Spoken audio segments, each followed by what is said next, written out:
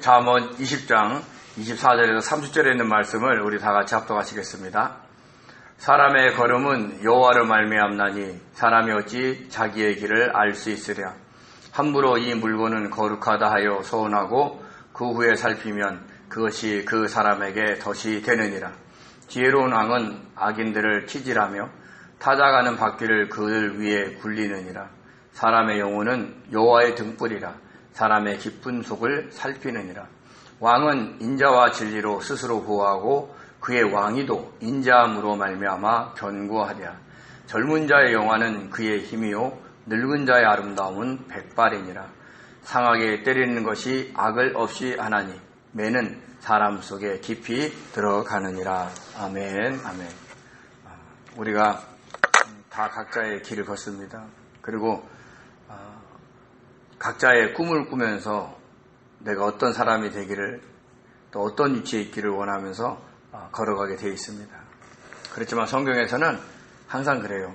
사람이 어떤 것을 계획해도 이루시는 것은 여호와 하나님이다 라고 늘 얘기를 하고 있습니다. 오늘 24절에도 똑같이 얘기합니다. 사람의 걸음은 여호와로 말미암나니 사람이 어찌 자기의 길을 알 수 있으랴 라고 이렇게 표현을 했습니다. 여기서 우리가 보면 앞에 사람의 걸음에 사람의 히브리어가 게베르고요. 뒤에 사람이 어찌 자기 길을 알 수 있으랴 할 때 그 사람의 히브리어가 아담입니다. 보통 성경에서 사람, 남자 이렇게 표현할 때는 히브리어로 아담, 이시, 에노시 이렇게 표현하는데 여기서 특별히 게베르라고 표현을 했어요. 이 게베르라는 단어는 강하다, 이기다, 우세하다, 굳게 하다의 가바르에서 왔어요. 즉 사람의 걸음은 여호와로 말미암나니 이 말은 그냥 일상의 사람이 아니라 그 힘이 절정에 있는 사람, 즉 그 사람이 가장 꿈꾸고 있는 거, 그가 바라고 있는 거, 그가 되려고 하는 거. 근데 여기서는 우리가 그렇게 되려는 것도 있지만 하나님께서 우리를 그렇게 정점으로 인도하신다는 거예요. 그래서 여기서 사람의 걸음은 우리의 이 현재의 모습이 아니라 보다 우리가 힘이 있고 강하고 그리고 이 땅에서 하나님이 원하시는 그 높은 자리로 가는 그 걸음에는 하나님의 뜻이 있다는 겁니다. 그렇다고 해서 예수 그리스도를 믿는 모든 사람들이 다 훌륭하게 부자가 되고 권력을 짓는 거 아니에요. 사람의 걸음, 즉 가장 힘이 있을 때가 언제냐? 우리가 주님 안에 있을 때인 거예요. 주님을 의지하고 성령 안에서 성령의 감동 속에서 우리가 살아갈 때 그 걸음이 바로 여호와께서 인도하시는 겁니다. 문자적으로만 단순하게 생각하면 이 땅에서 잘된 그 사람의 걸음을 이야기할 수 있겠지만 그렇지 않습니다. 우리가 가장 힘이 있을 때는 세상에서 가장 낮을 때일 수도 있고 약할 때일 수도 있어요. 그래서 하나님께서 주님께서 바울이 그 자기의 병 치료해달라고 기도할 때 뭐라고 해요? 내가 약할 때 강함이니라. 그래서 우리의 걸음이 때로는 늘 그냥 모든 것이 형통해서 그런 길도 있겠지만 굴곡이 많은 이유 중에 하나가 뭐냐면 우리가 주님 안에 있기를 원해서 하나님이 주시는 훌륭한 인도하는 길일 수도 있다는 거죠. 그래서 그 사람의 길, 사람의 걸음, 그 한 걸음 한 걸음, 주님 따라가는 그 걸음은 하나님께로부터 온다는 겁니다. 우리의 의지로 하려고 하지 않아요. 아니, 하려고 하면 자랑이 됩니다. 나는 이런 사람이야. 난 주님의 뜻대로 살아가는 사람이야. 하고 막 얘기를 해요. 근데 그렇지 않다는 거죠. 자기를 낮추고 하나님의 뜻 안에서 살아가는 그 걸음은 우리 의지가 아니라 하나님이 이끄신다는 거예요. 그래서 우리가 그 하나님께 중심을 드리고 어떻게 하면 하나님 뜻 안에서 살아가려고 애를 써야 된다는 거죠. 그런 걸음을 사람이 알지 못해요. 그래서 사람이 어찌 자기에게를 알 수 있으라 할 때 그 사람, 히브리 아담, 그러니까 일반적인 사람은 그 길을 모른다는 거예요. 무조건 이 땅에서 막 잘 되는 것만 원하는 거예요. 돈 버는 것만 원하는 거예요. 권력을 가지려고만 하는 걸 원하는 거예요. 그러나 그것은 세상에서 잘 될지 몰라도 하나님 앞에서는 사람의 걸음이 아닐 수 있다는 거예요. 그래서 성경에서 보면은 항상 이런 얘기를 합니다. 잠언 16장 9절에 사람이 마음으로 자기의 길을 계획할지라도 그의 걸음을 인도하시는 이는 여호와시니라. 사람의 마음에는 많은 계획이 있어도 오직 여호와의 뜻만이 온전히 서리라. 저와 여러분을 향한 하나님의 뜻이 있는 거예요. 근데 그 뜻은 우리가 생각하는 이 땅에서의 성공이 아니라니까요. 그 사람의 걸음, 영적으로 강한 자의 걸음, 주님 안에서 살아가게끔 만드는 것, 성령의 인도하심에 따라 살아가게끔 하시는 그 인도하시는 것은 하나님께로부터 온다는 겁니다. 그러니까 우리의 능력이 안 돼요. 우리가 아무리 내가 주님 안에서 산다고 자랑을 할 줄 몰라도, 아니 내가 그만한 능력이 있다고 할지 몰라도 우리는 순간순간 놓칩니다. 근데 그 걸음을 하나님께서 인도하신다는 것을 솔직하게 인정하고 고백하는 겸손한 성도가 되시기 바랍니다. 25절에 이런 말씀이 있습니다. 함부로 이 물건은 거룩하다 하여 서운하고 그 후에 살피면 그것이 그 사람에게 덫이 되느니라 라고 얘기하고 있습니다. 이 물건은 거룩하다, 이 얘기는 뭐냐면 이 물건은 하나님께 바쳤다 라고 얘기하는 거예요. 우리가 보통 교회에 있는 물건을 성물이라 그래요.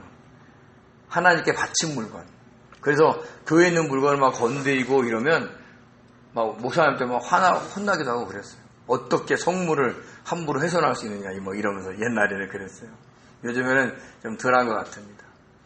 근데 이제 이렇게 이 물건은 거룩하다라고 딱 서원을 했는데 나중에 형편에 따라서 그 물건을 써야 할 때가 있는 거예요. 그것이 돈이든 재물이든.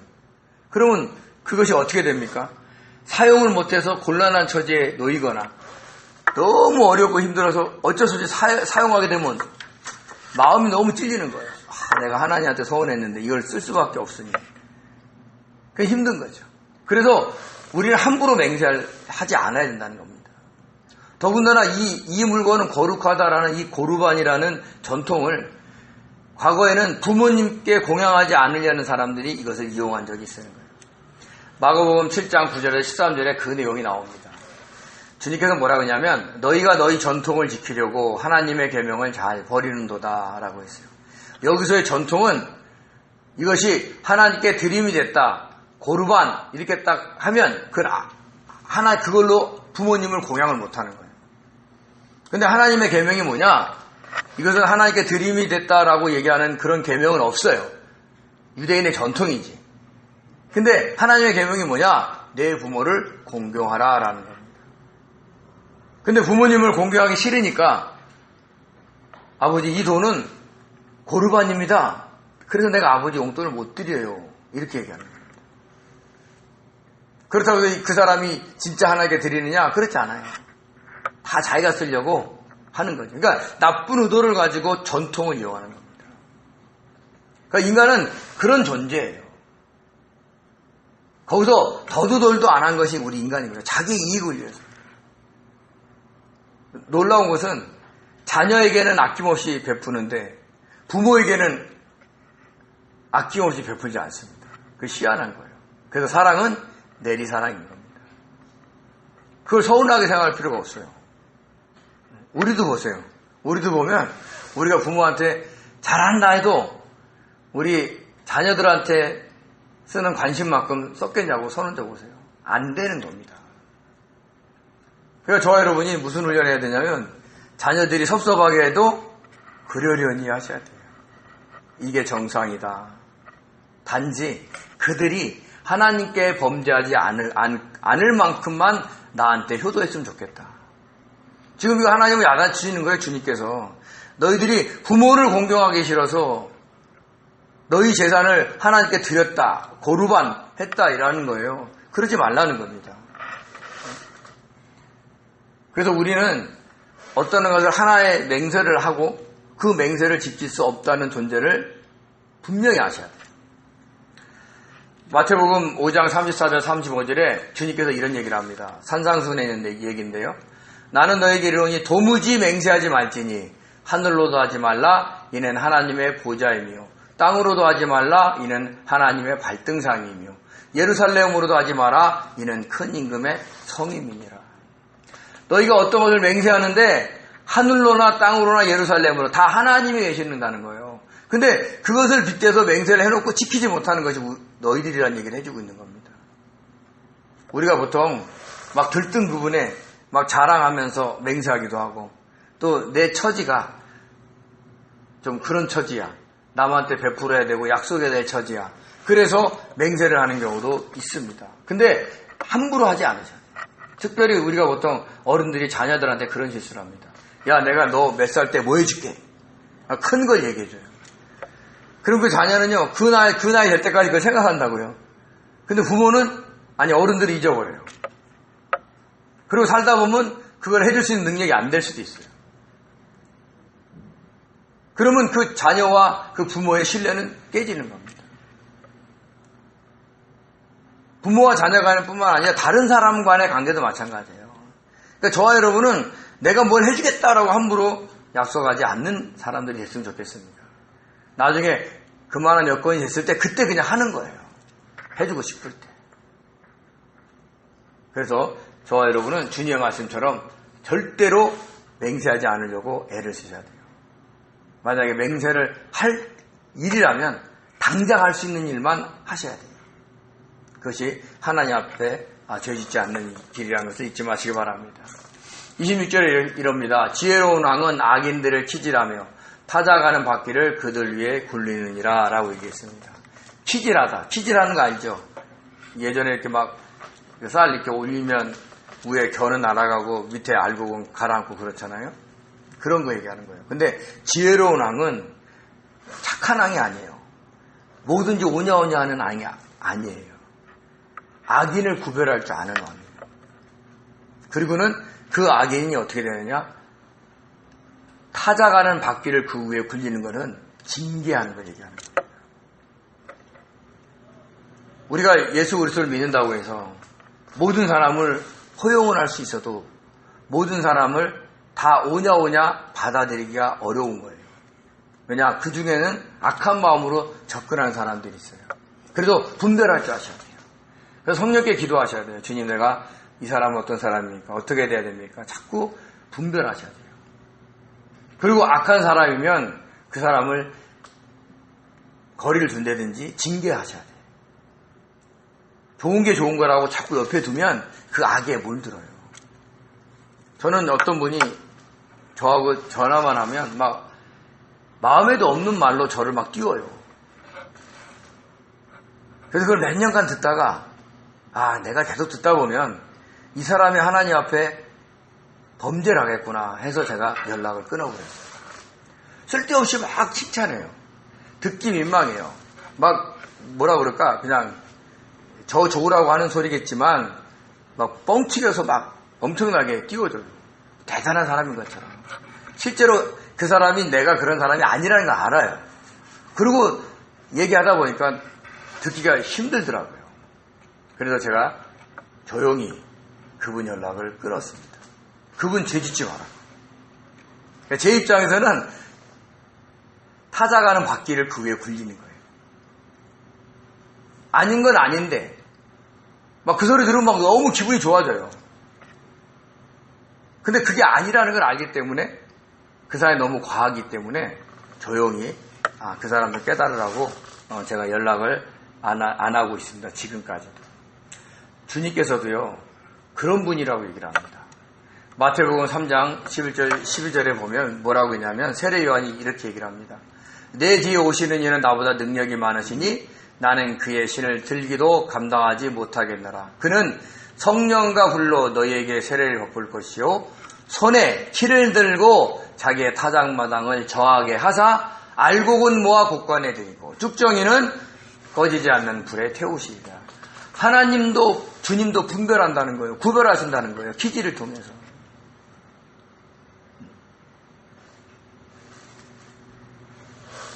근데 사탄도요 꼭 주님을 따라해요.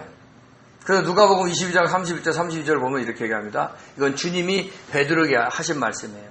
시몬아 시몬아 보라 사탄이 너를 밀가부릇 하려고 요구하였으나 그러나 내가 너희를 위하여 내 믿음이 떨어지지 않기를 기도하였노니 너는 돌이킨 후에 내 형제를 굳게 하라 라고 얘기합니다. 나중에 베드로가 주님을 부인할 줄 아는 거예요. 그게 뭐예요? 사탄이 밀가부릇이 까부르는 거예요. 키질을 하는 거예요. 모든 사람이 다 사탄의 키질에 있어요. 그래서 연약한 사람들은 다 넘어갑니다. 그래도 돌이킨 후에, 회개한 후에 돌아오라는 거예요. 그리고는 너가 그렇게 사단에게 밀가부로 졌다는 걸로 사람들을 가리켜서 그렇게 사탄의 공격을 막아내라고 충고해 주라는 얘기를 해주거든요. 베드로도 넘어갔어요. 사탄의 밀가부릇이 넘어가서 결국 예수님을 3번 부인합니다. 근데 주님께서 계속 기도하고 있었어요. 그러니까 주님을 보자 회개가 돼서 대성통곡을 합니다. 그런데 반대로 가룟 유다는 어떻습니까? 사탄이 밀가부릇이 까불어가지고 돈 은 30을 받고 주님을 팝니다. 근데 나중에 이 사람도 회개하죠. 근데 돌아오질 않아요. 그건 회개가 아니라 뉘우침인 거예요, 그냥. 그리고 그 사람 자살합니다. 그 사람은 구원 못 받았어요. 그러니까 우리도 주님께 피지를 당하고 사탄의 피질도 당한다는 거예요. 그때 어떻게 되느냐? 우리가 알곡으로 밑에를 가라앉느냐? 뚝정이로 날아가 버리느냐? 그건 저와 여러분이 늘 자기를 볼 줄 아셔야 돼요. 내가 내 욕심에, 내 욕망에 사로잡히지 않았나? 그래서 혹시 내가 가룟 유다처럼 행동하지 않을까 염려하셔야 돼요. 참 어렵습니다.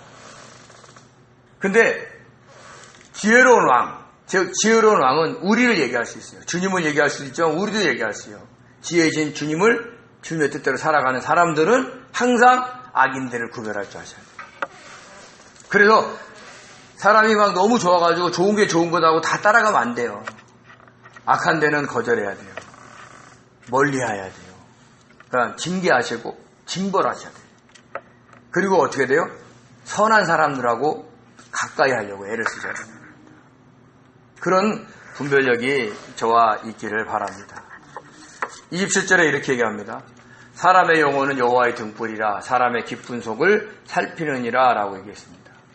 여기서 영혼의 히브리어가 네샤마인데 이것은 네페시하고 같은 뜻입니다. 혼이에요. 우리의 생명의 호흡이죠. 근데 이 호흡이 하나님의 등불이 돼서 사람의 깊은 속, 자 깊은 곳은 베텐인데 여성의 자궁을 의미해요. 아주 인간의 몸에서 가장 깊은 곳. 그리고 그 속은 그 안에 있는 침실 같은 내부를 의미합니다. 이 얘기는 뭐냐면 우리의 속마음을 얘기해요. 하나님은 우리의 속마음을 살핀다니까요. 겉으로는 막 크지 없어요. 목사님이 그냥 너무 착해. 근데 속은 이것도 하고 싶고 이것도 내 거 하고 싶고 막 이런 어떤 인간의 어떤 속된 것들이 있을 수 있다는 거죠. 하나님도 보시는데 우리가 모를까요? 우리가 우리를 모를까요? 아니에요. 우리가 우리를 알 수 있어요. 근데 우리가 우리를 보지 않아요. 당연한 걸로 알아요. 이 땅을 살아가는 사람이기 때문에 이런 마음이 당연한 것처럼 아닌데 그게 아니에요. 우리는 여호와의 등불이 우리를 비추듯이 우리를 여호와의 등불의 시각에서 우리를 볼 줄 아셔요. 그 마음 깊은 곳에 뭐가 있는지. 그래서 자꾸 그걸로 우리는 끄집어내서 주님께 보여드리고 주님 내가 이런 마음입니다. 이런 겁니다. 하고 회개할 줄 아셔야 돼요. 아까 계속 그랬죠. 지혜로운 왕은 악인을 기질라서 구별해내잖아요. 그런 것처럼 우리의 속도 우리가 늘 바라보면서 우리가 정말 주님 앞에 있는지 솔직하게 우리가 볼 줄 아는 그런 지혜로운 성도들이 되셔야 된다는 걸 잊지 마시기 바랍니다. 그리고 이제 28절에 이렇게 얘기합니다. 왕은 인자와 진리로 스스로 보호하고 그의 왕위도 인자함으로 말미암아 견고하게 된다라고 얘기를 했습니다. 여기서 인자, 헤세드, 진리, 에베트 이렇게 됩니다. 그러니까 친절과 사랑으로 그리고 어떻게 해요? 진리로, 정직함으로, 공정함으로 사람들을 다스려야 스스로를 보호할 수 있다는 겁니다. 역사에 보면 폭군이 지배할 때가 있어요. 연산군이 그랬죠. 근데 결국은 어떻게 돼요? 그 폭정에 시달려서 반란이 일어나서 그도 왕으로 칭호를 못 받고 군으로 그냥 이름이 강등된다 그럴까요? 네, 그렇게 되는 겁니다. 세종대왕 같은 사람은 어떻게 됩니까? 백성을 사랑하는 마음이 그지 없잖아요. 그래도 그가 그 법대로 백성을 안 다스렸겠어요? 다스린다는 거죠. 그러니까 사랑을 베푸는 거하고 하나님의 말씀대로 사람들을 대하는 거하고 이것이 같이 가야 돼요. 마냥 친절하고 마냥 잘해주는 것이 좋은 게 아닙니다. 하나님의 뜻이 아니면 아니라고 얘기할 줄 알아셔야 돼요. 멈추라고 얘기해야 되고, 나중에 정말 어린 자녀는 매질을 할 때는 매질을 하더라도 하나님의 뜻을 가리킬 때가 있어야 되는 거죠. 근데 그런 거 모든 것이 복합이 돼서 왕은 스스로가 보호한다는 얘기를 하는 거예요. 더군다나 그 왕위는 인자함으로 늘 사람들에게 친절하고 가까이 대함으로 인해서 그것이 견고하게 유지된다 하고 얘기를 하는 것입니다. 주님은 우리를 그지없이 사랑하십니다. 자기의 모든 것을 다 주어서 우리를 사랑하셨어요. 그래서 우리가 그분을 우리의 왕으로, 우리의 구주로 우리가 믿고 따르는 겁니다. 저와 여러분도 마찬가지예요.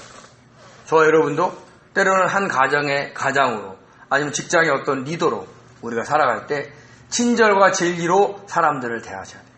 친절하게 하면서도 아닌 건 아닌, 가르칠 건 가르치고 그래야 됩니다.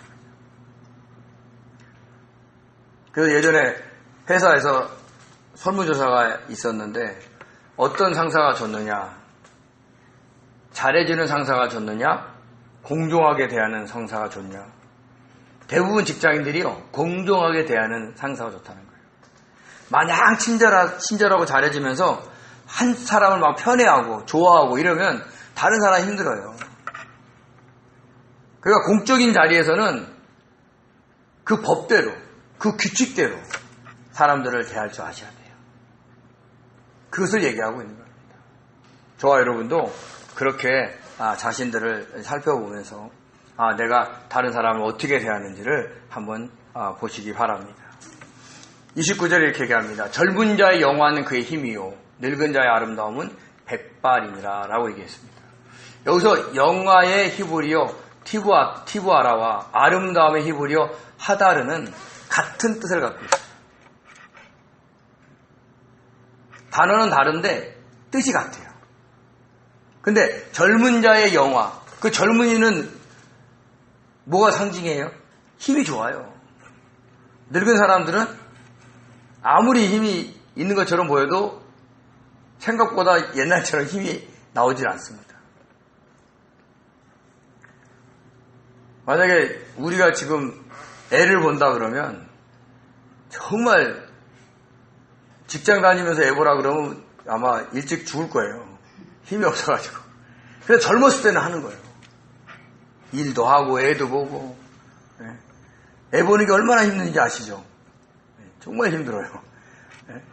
우리가 눈이 안 따라가, 못 따라가. 막 돌아다녀가지고.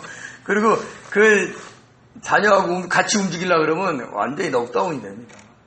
우리는 힘이 없는 거예요, 나이가 됐어요. 근데 젊은 사람의 상징이 뭐냐? 그의 힘이라는 게 육체적인 힘을 얘기하는 거예요. 근데 늙은 자의 아름다움은 백발이라는 거죠. 그러니까 흰 머리를 얘기하는 겁니다. 그래서 우리가 점점 나이가 들수록 흰머리가 나는 거죠. 근데 백발이 다 좋은 백발이냐? 그렇지 않아요. 백발이 막 성성한 사람도 아주 까칠한 사람 많고 쉽게 해서 같이 접근하기 어려운 성격이 정말 세상 말로 하면 더러운 분들도 많습니다. 근데 그것이 늙은 자의 아름다움은 될 수 없어요. 그래서 성경에서 늙은 자의 아름다움이 뭐냐? 그 백발이 뭐냐? 그래서 잠언 16장 31절에 이렇게 얘기합니다. 백발은 영화의 면류가 아니라 공의로운 길에서 얻으리라 라고 했어요. 공의로운. 하나님의 뜻대로 살아가는 그 길에서 얻는 거예요. 그러니까 늙어도 주님 뜻 안에서 살려고 애쓰는 사람이 아름답다는 얘기를 해주고 있는 겁니다. 젊은 사람도 주님의 뜻 안에서 자기의 힘을 쓰는 사람이 아름다운 거예요. 그래서 저와 여러분이 나이가 들어서 흰머리가 날 때 우리가 주변 사람들이 저 사람은 정말 영화의 면류관을 썼어. 정말 하나님의 뜻 안에서 살다가 저렇게 아름답게 늙어가는구나. 이런 소리를 들으셔야 돼요. 늙으니까 막 고집만 세다. 목소리만 크다. 이런 소리 들으면 안 됩니다. 그래서 나이가 들수록 더 좋은 거예요. 왜냐하면 젊었을 때는요, 육체의 욕망을 주체할 줄 몰라가지고 주님의 뜻 구하기가 굉장히 어렵습니다. 근데 늙으니까 주님의 뜻 구하기가 좀 되는 것 같아요. 할 수 없는 일이 많아요. 그러니까 입으로 할 때가 많아. 주님 좀 도와주십시오. 주님 이것 좀 해주세요. 그러면서 오히려 늙으니까 주님과의 대화가 더 잘하고 있는 것처럼 보입니다. 그래서 저와 여러분이 정말 이렇게 아름다운 흰머리들이 되시기 바랍니다. 그러려면 주님의 뜻 안에서 살아야 된다는 것을 꼭 잊지 마시기 바랍니다. 10절에 이런 얘기를 합니다. 참 무시무시한 얘기예요. 상하게 때리는 것이 악을 없이 하나니 매는 사람의 속에 깊이 들어가느니라. 아까 뭐예요? 하나님이 사람의 영혼은 여호와의 등불에서 사람의 속을 살핀다 그랬죠. 매는 사람의 속으로 들어가요. 속에서 안 좋은 생각들을 몰아낸다니까요. 그래서 그 때가 있어요. 여기서 상하게 때리는 거, 그러니까 부상이 생길 정도로 때리라는 거예요. 막 쥐샤대기를 때리고 막 머리를 때려서 터지고 막 이런 얘기를 하는 게 아닙니다. 옛날에 어른들이 우리를 때릴 때, 또 조선시대의 어른들이 아이들을 훈계할 때 어떻게 해요? 종아리를 걸고 회초리를 때렸죠. 그러면 어떻게 돼요? 회초리 자국이 쫙쫙 납니다. 그러니까 상하게 때리는 거예요. 근데 어디를 안 때려요? 얼굴을 안 때려요. 줘박지는 않는다고요. 근데 그게 어설프게 때리면 또 안 돼요. 한번 제대로 때리려면 악소리가 나게 때려요. 왜냐하면 살짝 때리잖아요. 그러면 아주 깔봐. 다음에도 뭐 이러겠지라고 얘기를 하는 거죠. 그리고 또 매를 들 나이가 있어요. 다 컸는데 매를 들기는 쉽지 않습니다. 그러니까 어릴 때 그를 잘 인도하기 위해서 매가 필요한데 그 매가 정말 상할 정도로 때릴 수 있는 부분을 때려서 그 아이를 고치라는 겁니다. 그래서 성경에서는요, 생각보다 잠언에 이 매를 다스리라고 매로 다스리라는 얘기를 많이 합니다. 잠언 13장, 22장, 23절에 이렇게 얘기해요. 매를 아끼는 자, 징계하는 채찍, 채찍으로 그를 때릴지라도. 그러니까 매를 아끼는 자는 자녀를 미워하는 사람이라고 그러고, 징계하는 채찍이 그 아이의 미련한 것을 멀리해주고, 채찍으로 그를 때린다 할지라도 결코 죽지 않는다는 얘기를 하는 겁니다. 오히려 그를 채찍으로 때리면 그 영혼을 수월해서 구원해야 된다는 거예요. 잘못된 길을 걸어가지 못하게 만든다는 거죠. 그래서 때릴 땐 때려야 돼요. 그러면 나이 들어서는 어떻게 때려야 돼요? 그건 기도해 보시면서 하셔야 됩니다. 각자가 가진 능력으로 아이들을 억제할 수 있어요. 예를 들어서 뭐 아이들이 막 버릇이 없으면 야 너 내가 너 애 안 봐준다 이제 뭐 이렇게 때리는 것보다 더 심한 것으로 윽박지를 수도 있고, 아닌 건 아닌 거예요. 너가 주님을 이렇게 믿으면 내가 다음부터 너 애 안 봐줘. 그건 상하게 때리는 것보다 더 심한 거예요. 그래서 우리가 주님 안에서 살아갈 수 있도록, 자녀들이 잘 갈 수 있도록 인도하셔야 됩니다. 솔직히 주님께서는 우리 모두를 그렇게 인도하세요. 사무엘하 7장 14절에 이렇게 얘기합니다. 나는 그에게 아버지가 되고 그는 내게 아들이 되리니 그가 만일 죄를 범하면 내가 사람의 매와 인생의 채찍으로 징계하려니와. 이게 다윗 언약에 나오는 소리입니다. 그래서 다윗의 그 후손들을 하나님이 이렇게 다스리겠다는 거예요. 사울처럼 그 왕위는 뺏지 않는데 그 대신 잘못 가면 내가 사람의 매와 인생의 채찍, 이상한 사람들을 만나게 하고 주변에 있는 환경을 곤란하게 만들어서 내가 주님을 떠나서 그렇구나, 주님의 말씀 듣지 않아서 이렇구나 라고 알 수 있도록 징계하신다는 거예요. 그래서 우리에게 다가오는 고난이 결코 나쁜 건 아니에요.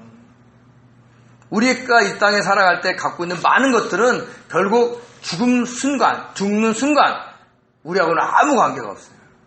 우리는 그날 우리 주님 앞에 갈 것이고 주님의 심판을 받는 겁니다. 그때 칭찬과 상급을 받느냐 아니면 형벌과 꾸중을 받느냐, 거기에 차이가 있다는 겁니다. 그래서 저와 여러분은 정말 내가 어떤 사람을 구별해내서 징계해야 할 때 그 징계하는 방법도 주님께 물어보시고, 그리고 하실 때는 단호하게 하셔야 된다는 겁니다. 오늘 본문에서 모든 것들을 엮어보면 하나님이 우리 속을 살핀다는 거예요. 그래서 때로는 우리 속이 어떤지를 하나님 우리를 보여주셔서 회개하게 만드는 거예요. 그게 은혜인 거예요. 그런 악한 것이 있을 때 회개하셔야 돼요. 근데 회개하지 않죠? 그러면 매를 때려서라도 우리를 알게 하셔요. 그래서 저와 여러분이 어떤 고난이 온다? 그럼 자기를 돌아보는 거예요. 내가 너무 이기적이지 않았나? 내가 너무 나를 사랑하지 않았나? 내가 너무 내 뜻대로 살지 않았나? 자꾸 돌아보는 거예요. 그리고 회개할 것이 있으면 회개하시는 거예요. 그렇게 우리 속을 살피시는 하나님 앞에서 살아가야 저와 여러분이 주님의 뜻대로 살아가고 주님 안에서 살아가는 복된 성도가 되는 겁니다. 사람의 속을 살피신 하나님, 우리의 속을 살피시는 하나님. 그래서 때로는 사람의 매와 인생의 채찍으로 우리를 징계하셔도 결국 우리를 구원하시고 칭찬하시고 상급을 주시려는 하나님의 사랑의 매라는 걸 아시고 어떤 환경에서도 감사하시고 자기를 돌아보고 회개하는 복된 성도 되시기를 예수님으로 축원드립니다. 기도하겠습니다. 오늘 오신 하나님 고맙고 감사드립니다. 하나님이 저희들을 사랑하심을 믿습니다. 그래서 우리 안에 아버지 하나님이여 허락하신 네시아마를 통해서 우리의 속을 살피시고 우리의 속사람을 드러내셔서 우리가 스스로 깨닫고 회개하기를 원하시는 줄을 믿습니다. 우리가 그렇지 않을 때 하나님이 징계하시는 것도 압니다.